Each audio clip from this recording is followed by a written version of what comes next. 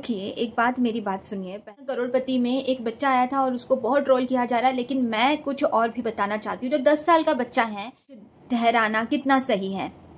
लेकिन कहता है कि जब कोई व्यक्ति, खासकर कोई बच्चा, खुद को रोक नहीं पाता, तेजी से बोलता है, दूसरों को टोकता है या आवेग प्रतिक्रिया देने लगता है, तो यह जो है hypertension deficient hyper activity disorder, जिसे हम DAHD के नाम से जानते हैं, जैसे कि यह तंत्रिका विकास सामान्य चुनौतियों का संकेत हो सकता है। अगर बात की है कि जो ऊर्जा हम सब लोग बाहर भेजते हैं वही वापस लौट के व्यवहार का कारण 100% सिर्फ पेरेंटिंग नहीं होता है। हाँ, पेरेंटिंग नहीं अच्छी। आज हम ये जानेंगे कि कोशिश। मेरी प्यारी अक्षरा यूनिवर्स फैमिली, मैं हूँ आपकी होलिस्टिक लाइफ कोच अक्षरा। आप सबके लिए आज बहुत ही महत्वपूर्ण वीडियो लेके आई हूँ। आप सबको पता है कौन बनेगा करोड़पति में एक बच्चा आया था और उसको बहुत ट्रोल किया जा रहा है, लेकिन मैं को लेकर ये भी बोला जा रहा है कि उसकी पेरेंटिंग में गलती है, वो सारी चीज़ें हैं। क्या 100% सिर्फ पेरेंट की ही गलती है या फिर कुछ और भी कारण हो सकता है? इसके बारे में जब as a holistic life coach मैंने इस पर विचार किया तो मुझे मैंने जब उसको देखा तो मुझे बहुत गहराई से ये फील हुआ। तो आप लोगों को भी ये फील हुआ क्या, बताना मुझे। और संस्कारों की कमी है या सीधे पेरेंटिंग को दोष ठहराना कितना सही है? लेकिन रुकिए, एक बात मेरी बात सुनिए। पहले तो अगर हम दूसरे दृष्टिकोण से देखें तो यह क्या हमें सिर्फ सतह को देखकर ये बोलना ज़रूरी है, निर्णय ले लेना चाहिए कि हाँ पेरेंटिंग नहीं अच्छी? आज हम ये जानेंगे कि कोशिश की होंगी उनके पेरेंट्स ने भी, लेकिन उनको नहीं समझ में आया होगा क्या? ऊर्जा और कमियों को समझने की कोशिश करते हैं।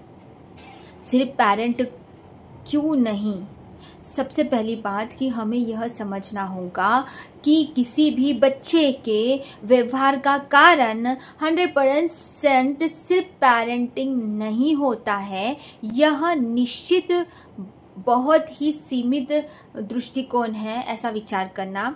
हम मानते हैं कि संस्कार जरूरी है। हाँ, बड़ा होकर यह सम्मान बड़ों को देना बहुत ज़रूरी है और पेरेंट्स का काम है यह संतुलन जरूरी है।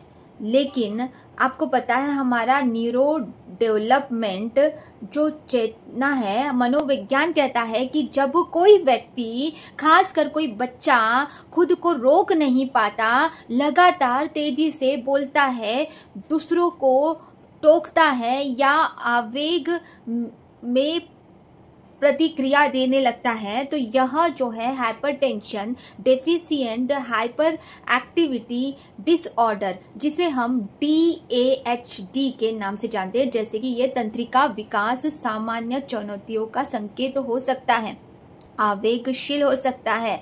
तो ADHD में बच्चे के दिमाग का वह हिस्सा जो आवेग की नियंत्रित करना है ठीक से काम नहीं कर पाता है। इसीलिए वह चाहकर भी उस पल की जो है विनम्रता नहीं दिखा पाता है, तेजी से बोलने लगता है। यह जानबूझकर की गई बदतमीजी नहीं, बल्कि एक मानसिक चुनौती है, चैलेंज है।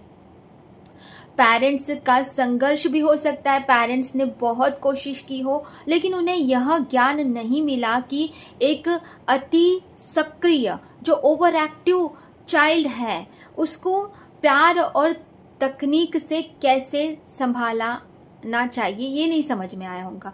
क्या उन्होंने कोशिश नहीं की होंगी? उन्हें दोष देने के पहले हमें ज्ञान देना जरूरी है।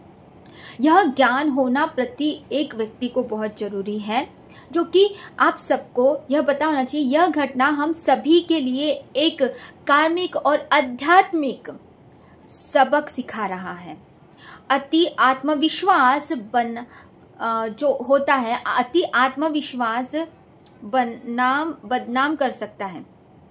देखिए, जो अगर मैं बोलूँ कि लॉ ऑफ अट्रैक्शन अगर बात की है कि जो ऊर्जा हम सब लोग बाहर भेजते हैं, वही वापस लौट कर आती है। बच्चे के अत्यधिक अहंकार और आवेग की ऊर्जा भेजी है और वो वापस सामूहिक रूप से उसकी आलोचना ट्रोलिंग के रूप में मिली है।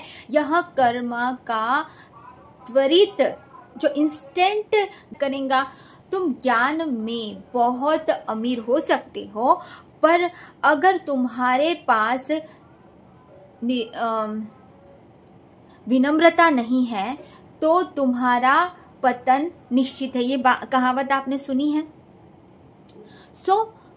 असली हीलिंग बहुत जरूरी है। हमारे इस बच्चे को बुरा कहने के बजाय यह समझना होगा कि उसे सहानुभूति, एम्पैथी और हीलिंग की जरूरत है। यह स्थिति उसके जीवन में एक बड़ा सबक लेकर आई है।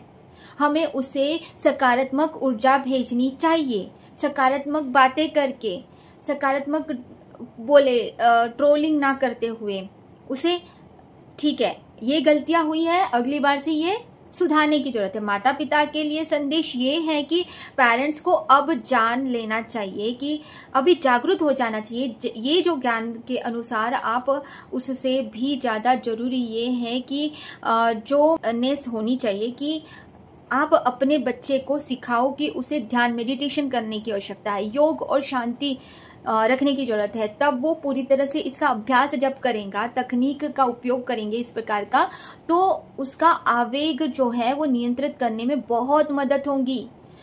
निष्कर्ष, और मैं आपसे ये कहना चाहती हूँ सभी दोस्तों की, तो आप बताएं कि अगली बार जब भी किसी को आलोचना या ट्रोलिंग करने को देखोगे तो उसको रोकना है और हर व्यवहार के पीछे उसका कारण को समझना है। जैसे इस बच्चे की घटना हमें सिखाती है, संस्कार ही असली संपत्ति है और विनम्रता ही सबसे बड़ी शक्ति है। ये भी हमें सीखने को मिला है। आइए हम सब मिलकर उस बच्चे को, उसके परिवार को के लिए भी सकारात्मक ऊर्जा और हीलिंग भेजें अभी से। और आप सबको क्या लगता है जरूर ही कमेंट बॉक्स में बताएं। आज के लिए इतना ही। आप अपने कमेंट बॉक्स में जो भी बताएंगे मैं उसका रिप्लाई जरूर करूंगी, और उसी के साथ में शेयर करें ज़्यादा से ज़्यादा। और अच्छा लगा, कुछ जानकारी मिली तो लाइक भी जरूर करें। मुझे भी मोटिवेशन मिलता है जब आप लाइक, कमेंट एंड शेयर करते हो, तो मुझे बहुत अच्छा लगता है। Thank you everyone, love you all.